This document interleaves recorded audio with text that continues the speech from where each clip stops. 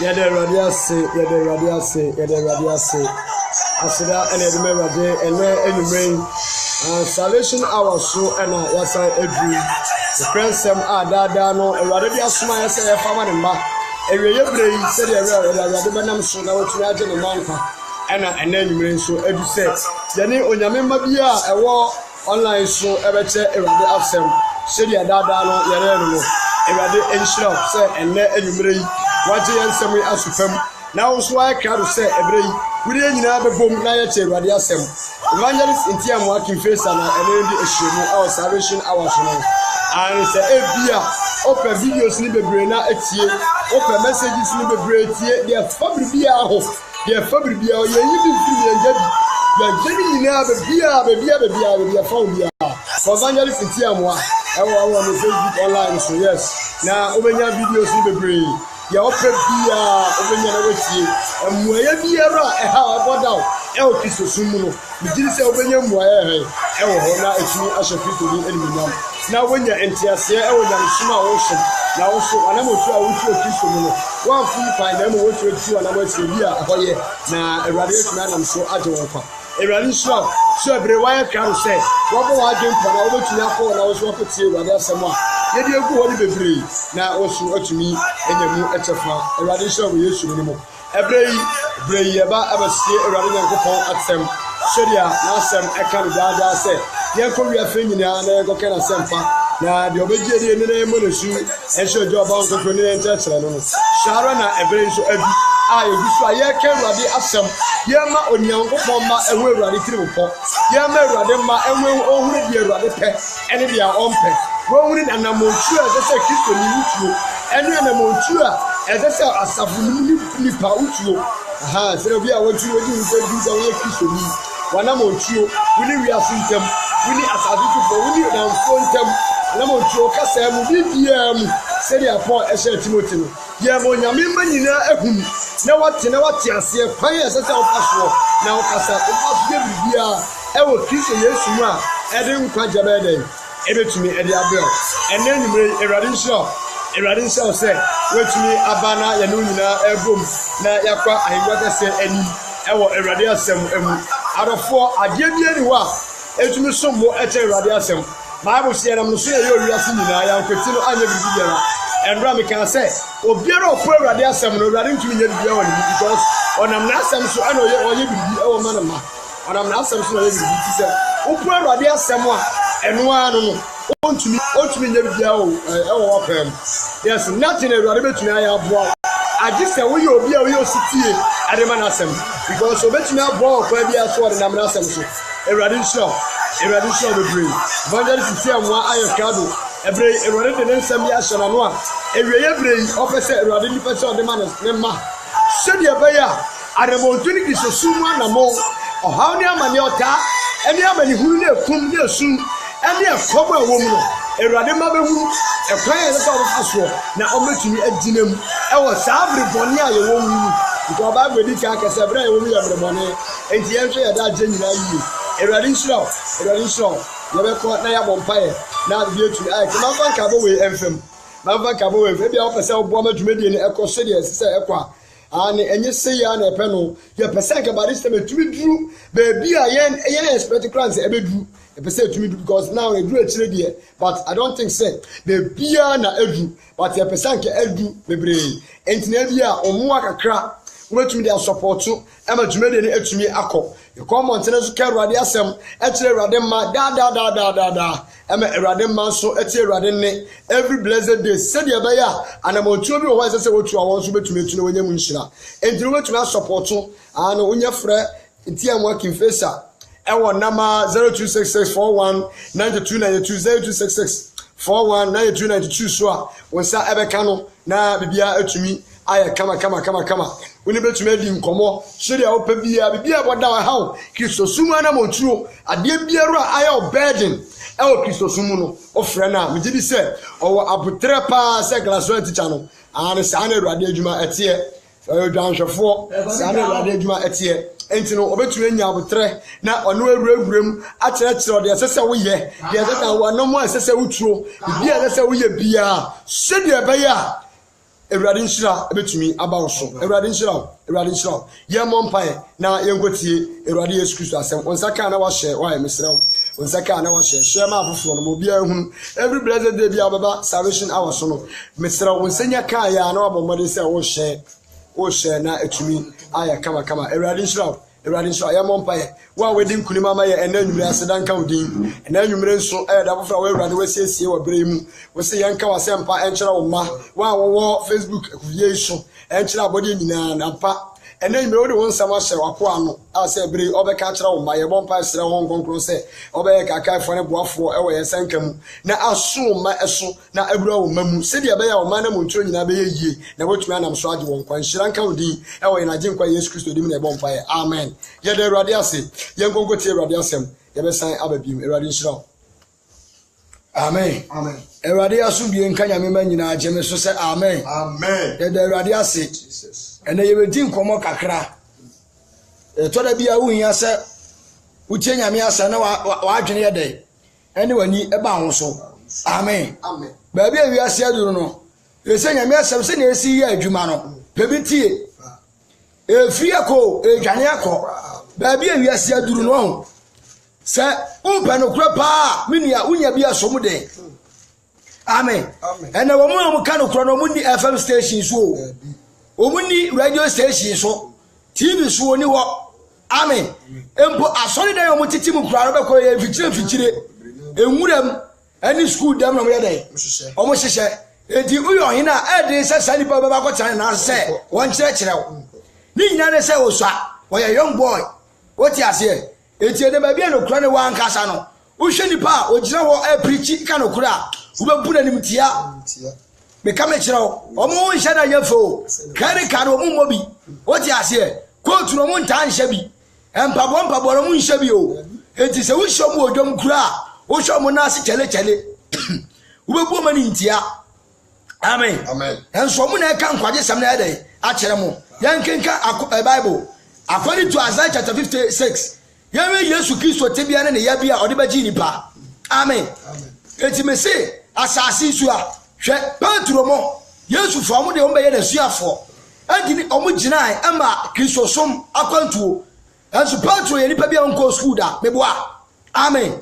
Me ka me kyerɛ o enso Petro timi gina kanyankopo asem ama nipa sakrai da bia me se tete kwafo de anka me de mo ani nya da embra ho so na nka sakra because we just ka say enti ma obi o bank manager politician so be Facebook ko be hwe me say me preach want to otie me anko de be ko business partner de ekoso amen obe ko bi kro hwepo no ne ade what office kenkai Isaiah chapter 53 verse 1 Nyankopon akoa ne na mani hunu ne maso wase Nyankopon akoa na mani hunu ane ne yai ye ka se emaso se obi aye biribi ye pega ne din amino anase ye ma na word ye yi na fi ba bi di na dai akọ ba bi hye so waso Nyankopon akoa no amani hunu ane maso kenka te hwan o jensan kan die hwan na waje yensan kan adie Ewurade abasa no Yesu Kristo abasa no hwan na aba no so hwan na aba no so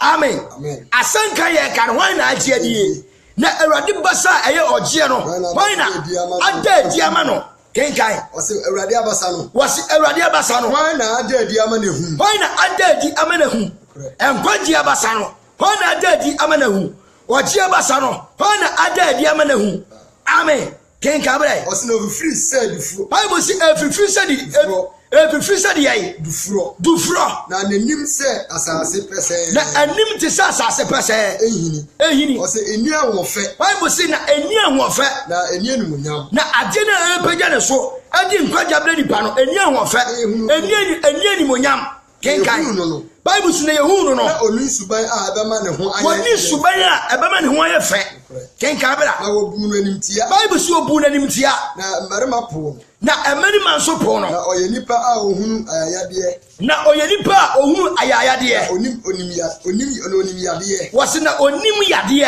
na obu no animtia se obi a nipa yi won ani obi a onipa ayi nani ahunta no yemu no hwe na yemu ne hwe ampa ye yare wa no se sani pa ya kan wasama won fata mani pa no ampa yeye ne wa no ono na wafa na ya ere enso nanso yeye die no wasoa na yendie yebu ni se dia wahye no dia onyankopɔn aka no onyankopɔn se amane emu woji ase sai ni pa obaji ni pa nkwa no Bible se ne ho nya fe amino yebu na nimtia enso yenye ne wa no ya mani hunu no wono na yedai wafa so a amen woji ase Yesu Kristo be kama kirawo ya mani hunu no wono be so aye enso nipa mu no nipa di natam ya tintaso wu ne so ni nyina ne se ne na adwene nya dan anya pe amen eti ato de bia no bo mpan ma ya o se ja fa che wo no onim ye oye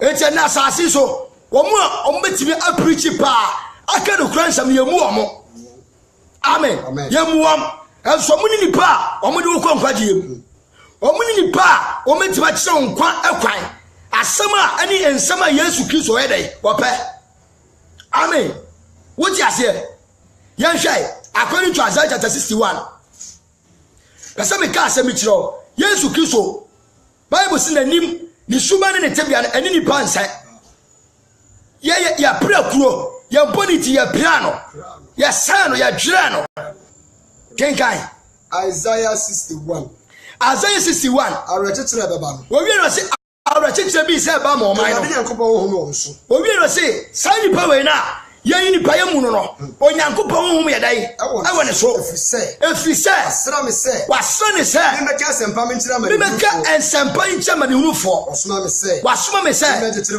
mechechire wona wakoma bubo ne wure na me bie na dia fie me nkyia de enamumfo ani na dia danfo na me nkyia champonkyerefo amen na me mpa Awurade ani so wo wi o se me mpa Awurade ani so afi ne ye nyankopɔn awre to da no amen nkyire wo ti ase wo de David e bia na wo hwe David enso Israel for hinie David na mani gira ye beboa wo de hwe David wo mo nyankopɔn hye dade wo mo yi adwuma na ankasa no wo mo ti bia na wo mo ye bia no en hye da nye papa wo de hwe ye ankasa papa in the name adwuma ba ye no Ghana so for mo akomo amen evangelist akosia wo ye hwe ne ye papa asase ne tebia wo de na esitie ya fa amen ya meba be ka asema kirawo Yesu Kristo no ani wona mo kanya nkopɔ asem no omuswa mimi se wo hye me wa be di matem amen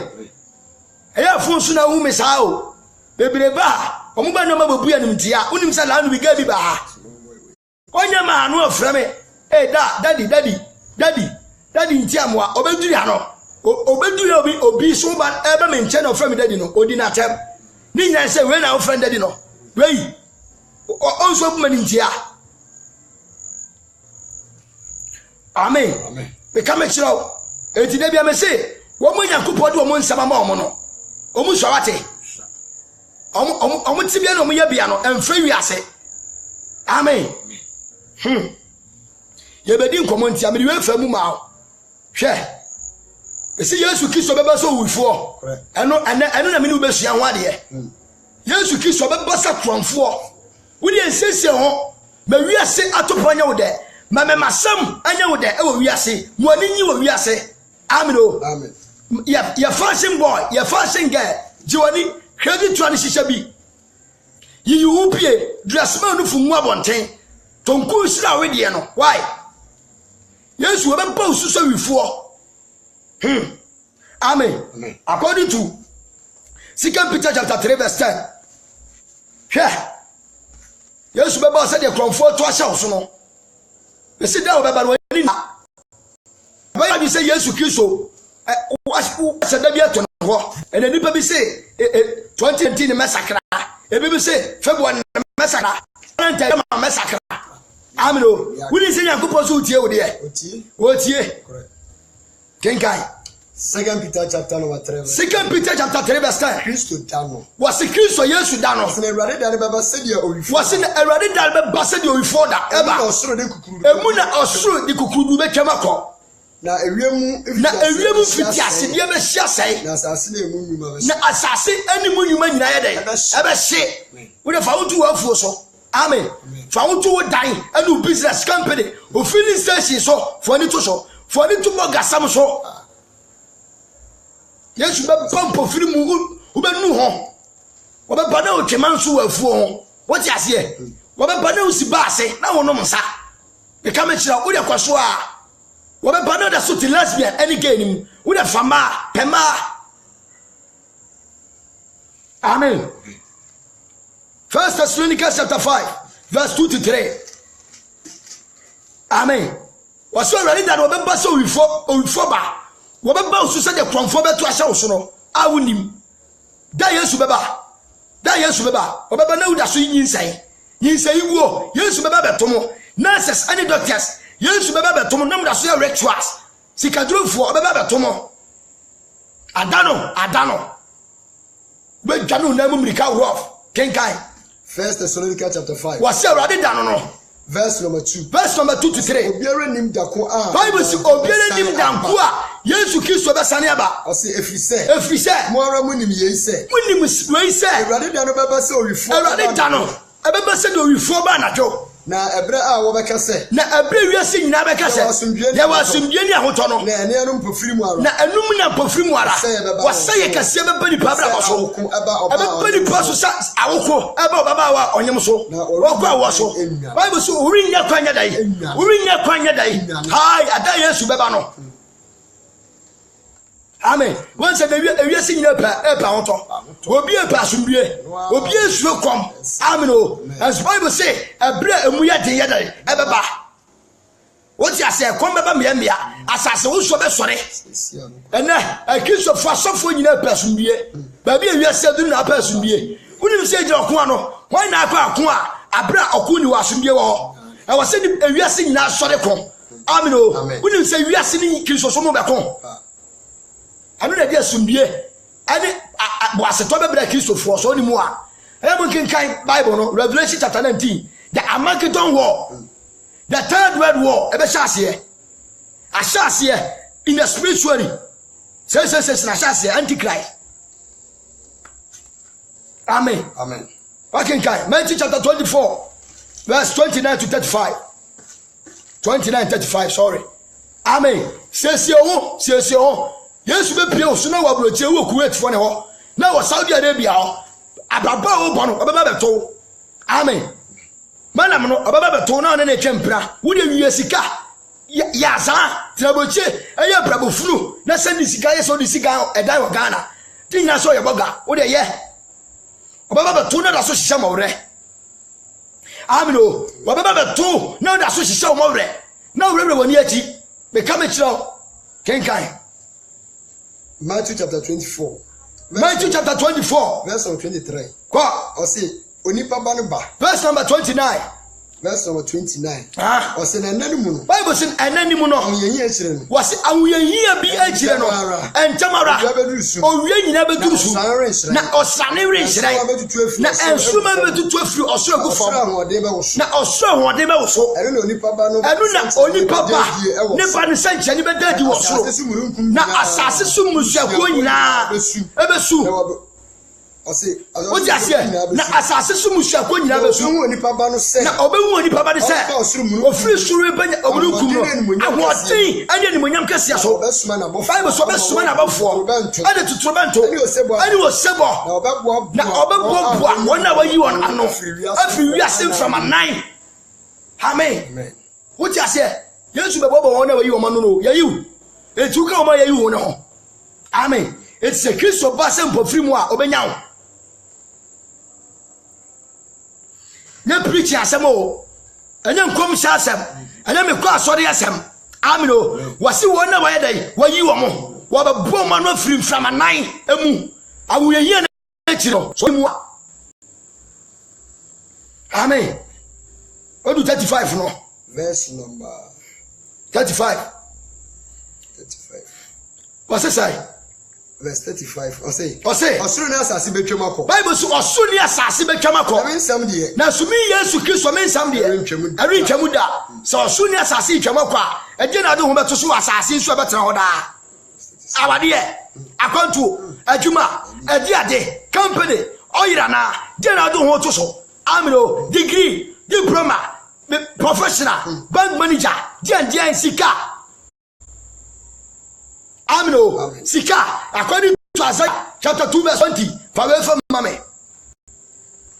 Isaiah chapter 2 verse 20. If you are the Christophania, you have fun. Sure.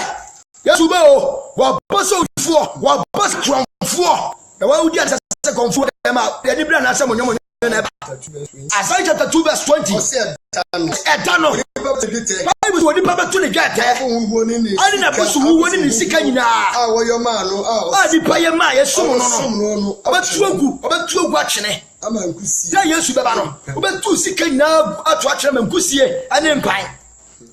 Empire the Bedusika. You were born in our pen about watching it. Yes, you have. Who made you rough? Who will that become a show? Sikani crowds no can know them. Amen. Sikana day, a crowds no can know them. Who never feel cross out Chipra? Yes, who never feel cross or be Kuran and a Champrano, or be in a Champrano, who never feel cross or a boyfriend and as a girlfriend, become a show, who never feel somebody a bay that's also, who never feel second for a comfort some that's also. That yes, Baba. Eda kenkai what do he Sabania chapter 1 yefam yefa tamu samuel fam verse number 1 52 bra ebufo down Bible say that yesu baba de ebufo na eba brana me prade nyina me was oba prade ma nyina afiri asase ani akọ ewrade asem nie was oba prani pa ne moa me pra wiemu no ma ani apumum pata akọ Sintibia Bible say any sintibia twofo any abonefo betwani pa nyina afiri asase ni agu ewrade asem nie koi osina metene mensa Judas so Jerusalem so kenkai na metwaba wasmetwaba ankai ani abosomfo asofo di afiri hayagu na wo a wo sori osoro asafo wana osoro asafo amen ada etifi gira woti ase ka Yesu baba no okutabufo ye dai eba become show amen ayi na obi ye no Zephaniah chapter 1 now the 2 no 52:1 mame 2:1 Zephaniah 2:1 bra bubom ni anko wase mon sakra madwe obi no se ka mon sakra madwe atemore ba wase mon ka mo wase mo nyina ke humbom yamu ano wo ma ya nimu nwasem wase mumma osaya dane mansa kenkan dano resene aba wase edane resene aba se entete mumma awrade ebufuo ni mansa kwai ose mumma awrade ebufuo mu ejano emma awrade ebufuo jane so ansa mumma awrade ebufuo ni emma mo so ansa mon hwehwe awrade mu wi aka mo hwehwe awrade asase sofo amobrem ho ase enyina mu ya temudiye mon hwehwe atentere ne mon hwehwe ahomrase amen ebia na kanyame agemu oseye da no awrade ebufuo da no nyame ba bia wi ase duru no wo de hwehwe miniskirt nante wote fa miniskirt nante chinchimo to fa nante eda no wo bentwane aja oto ho amen Adisam 2011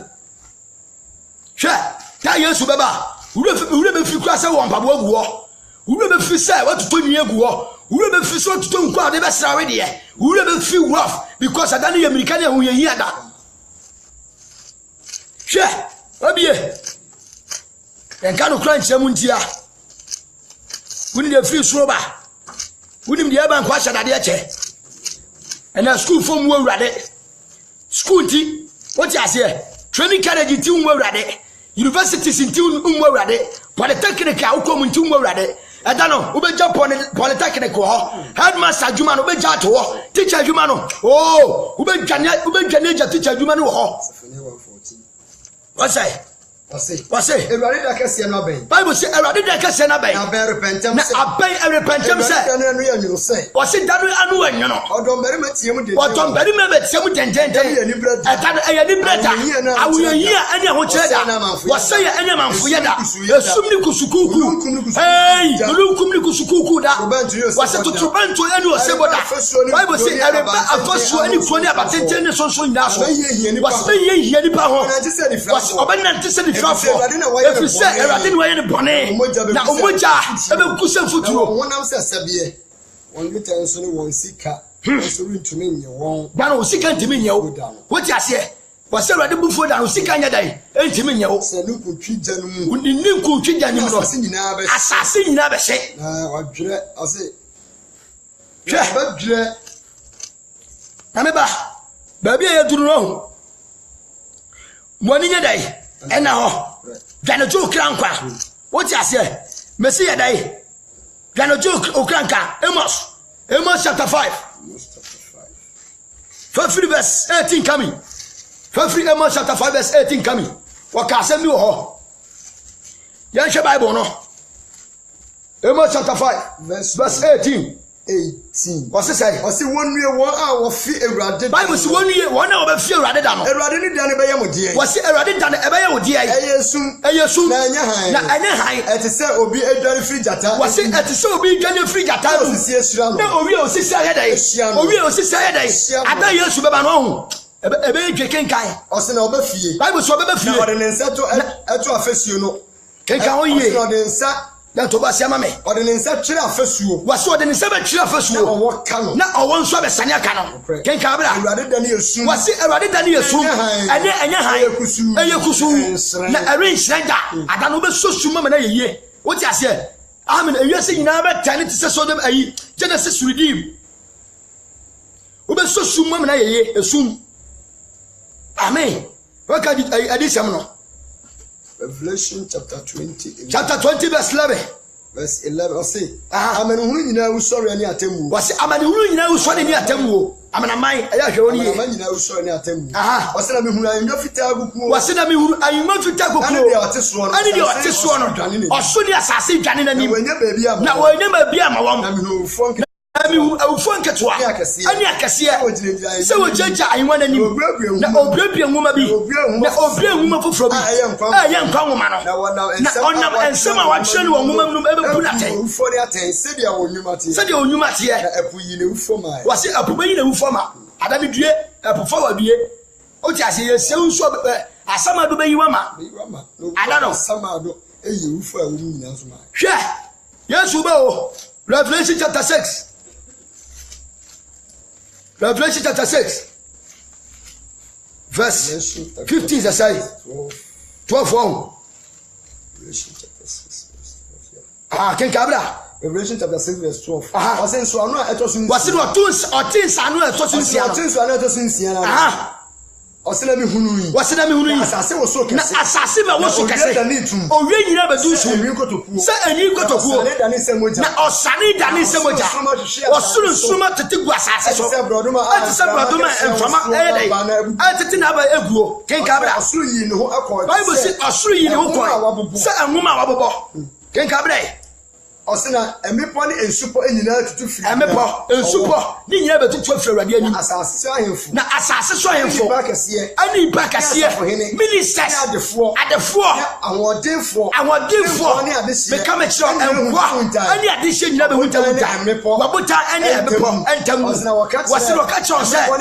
emepo ne muta se mo hwe yeso anfiesie abufu ai da yeso be ba no na odwama no abufu no Revelation 19. Revelation chapter 19.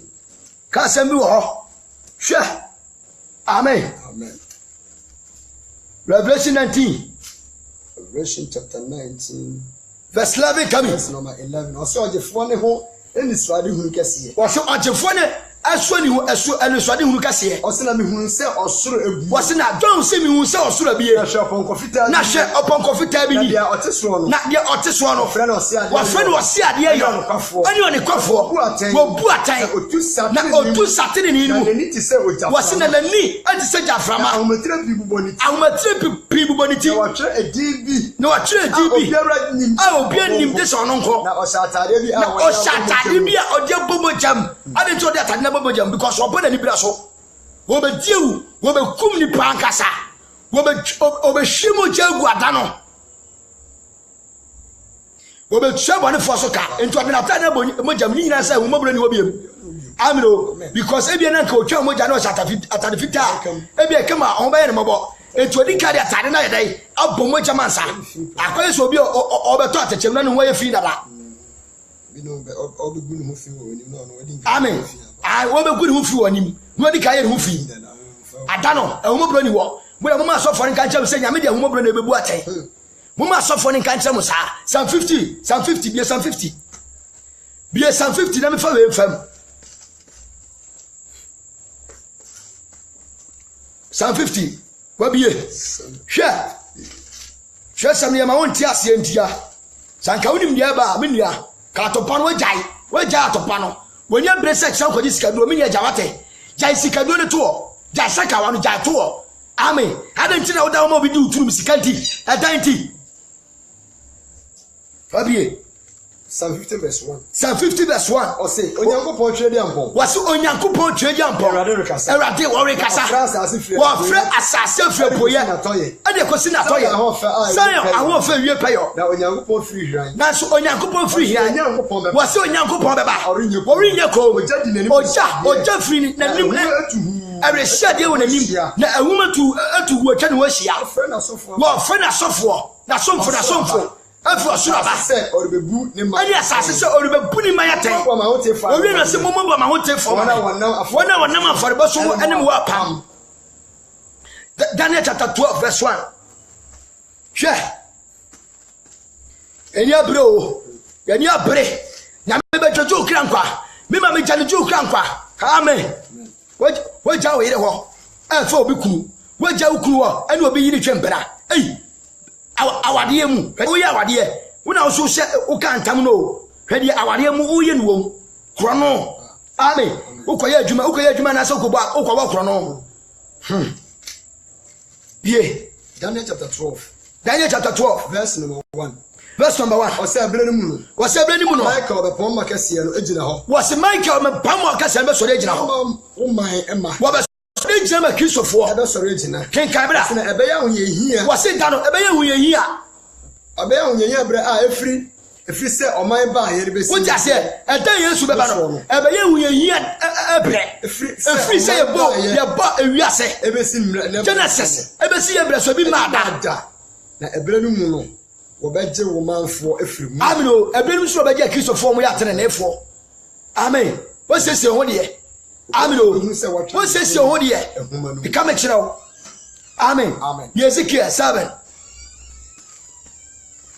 da Yesu beba wo so baso wifo wo de ni bre be so de ti abonefo wo be twitwa abonefo senka enua wo ti ase wo de wo seye so de aba wo be twiri enyisayi gofo nyina agu abaifo mu nyam be hye kenka bra Ezekiel chapter 7 verse number 1 Onyankopon bu asase ne man no wase Onyankopon be bu asase ane ne man ya Kristofo atan ne Awurade asem me nchen wase ne Awurade asem ba me nchen se wo ni papa se Awurade Nyankopon Israel waka che Israel fo sie ni wase awieye areba asase ne hwanan so kenkan awieye ba so wase afei awieye ba so wase me bufuo aba wase me resuma me bufuo ba so me buwa kwan na me buwa kwan watan na me di wachiwade a wo ye na asase so me buwa tifi na mani rini ho adona Bible say dano Nyankopon se na ni rini ho adona na me ri hu mabo na wakwan ho na me wa kwan ho de no de brɛ amen o wadi wachiwade betra mu na hu se mini ade se Awurade Nyankopon sie nie adebone wase ba akubi o hwɛ sɔre aba wase atuotware sɔre aba kinkabra asɔre etia hwɛ ereba wase asase so tumi wase ye bi bo ye wase no reba ebe na ba wase dana ben eye huye enye kusuye kinkawoni ye bebe meti ase wase ye dai eye huye aha na enye meposo se meposo kenkan enije huro kenkan ko verse 8 afei eretre na mahwie mebufusi Yakopon weba amen ayegina pese me ka asem kire o wo de di bone ne ko amen ye jompe wasase so ye se ye wo dia mebua asase se ye wo dia ye open na wo ye obi mfoso o what you say obi nye dai won for so enti do pe bia ye ko amen won do pe bia ye dai ye ko ka Yesu beba no e kanya me asem chewa won fa ye open na wo ye hwe o ka so be fa ho adi amen won fa ho ni da according to Amos.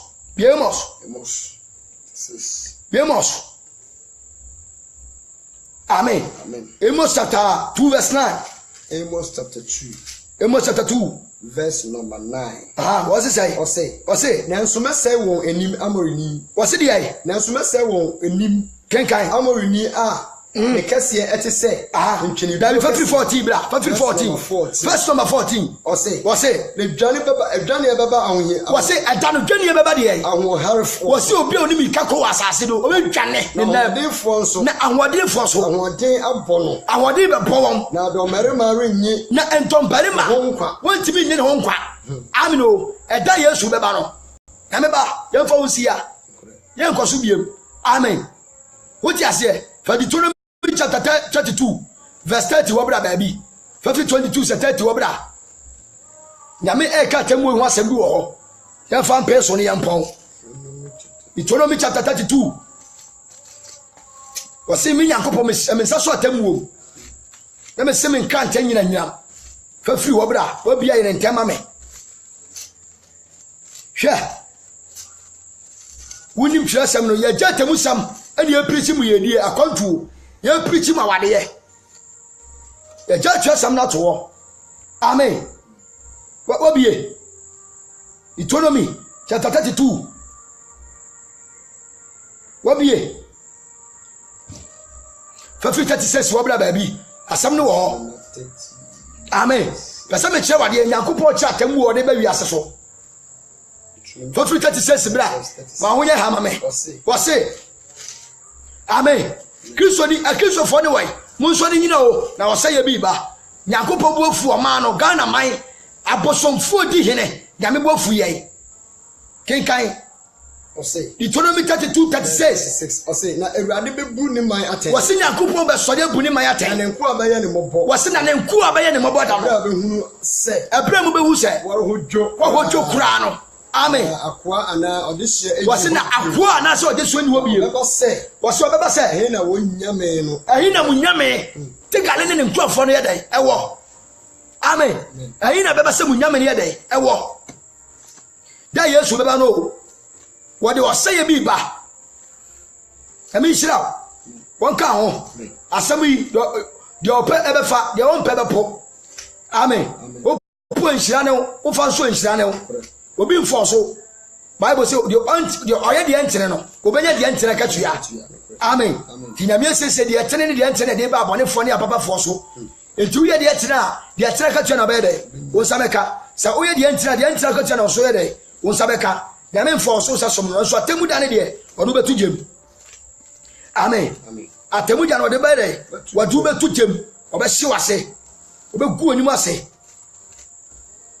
hallelujah yampon wa ha amen na ka Habakuku asem bi anka medi twato ama wo odifo Habakuku ka asem bi ewo Habakuku chapter 2 verse 19 yampon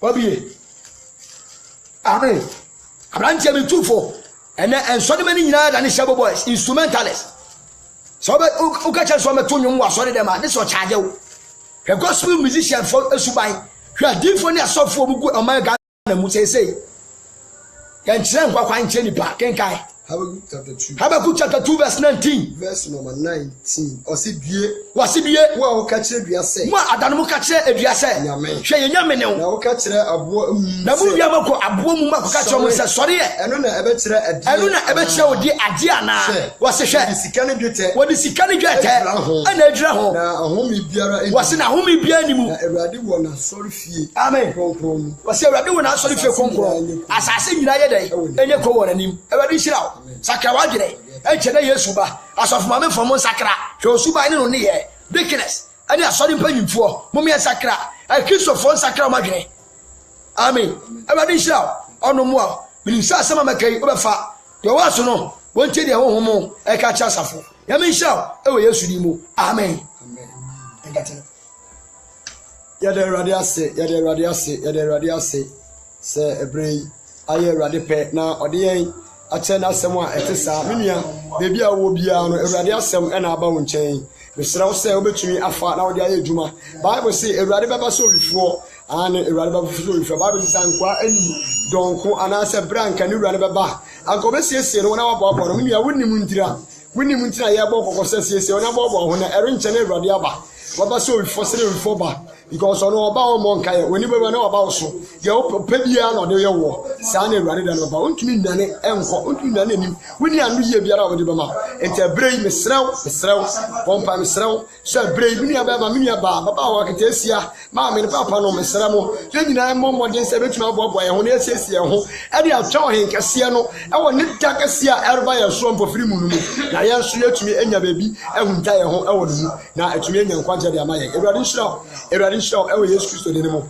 awurade nhyira bebree mi gidi se ensem a aba wo nchen eye nkwa ene wo hom awurade na mo so beje wo nkwa na asori ni konkro ene mo nya awurade nhyira bebree se waya aso ede ama awurade asem ewe be ye bebree mo awurade nhyira evangelist ti amoa ene ni di ehyemu no ane salvation hour so nie be bibiara o pe message bia o pe bia ware ho de ene adwuma mu de o de ko search bebree ube hu bebree na wan so tumi abo na wetie na etumi de futuo bi abra bia wo nua bi wo problem wo amane ebim awurade asem kwa na etumi siesie asem awurade asem no kwa na etumi siesie obi ahaw etumi siesie obi aware etumi siesie obi problem ade biara aye burden awurade asem etumi siesie etumi nua mesrew onua bi wo problem bi mu a be wo de ko message no mu wo benya de shooting na asem no na fa send no ontie bi gidi se otimi enya aso na otie wie nko ade a gidi se bibia ebetumi atoto yie na waye nkunimdifo awurade nhyira so ewo Yesu de mu jeme so amen ye de awurade ase salvation hour ni erenche na bibia atumi akona wieye enti no mesrew dia ya kan bo modern se wo de betu anamo na hye awurade din animunyam ena efiada ye de awurade ase awurade nhyira na fiada isuma yen firi anopa bepem bebira yedui awurade adom menia awurade adom akaba bri sei erikopem se ade bechi emunsem ye bebree baya me mpaye se awurade nyankopon fa nyina ntwa asomdue ni ahoden ade animunyam ni tumi ni nkunimdie mu menim se de ya kan eno ena awurade baye awurade nhyira so Yesu de mu amen benu se bia wo mmoa bia betumi de aboa force kakra bia betumi de aboa bia make sure so betumi de support na dwumadi aye di no etumi akọ na etumi etumpo na hye Kristo din animunyam awurade nhyira se why krado ofra evangelist ntiamoa 0264192292 obetie na obepeke na ono edi nkomo kama de ha Kristo bia arfatu nanim ono obedi ho nkomo ya mpaye a obebo mpaye de ama na bibia ai kama awurade nhyira ewo Yesu din amen ye mo mpaye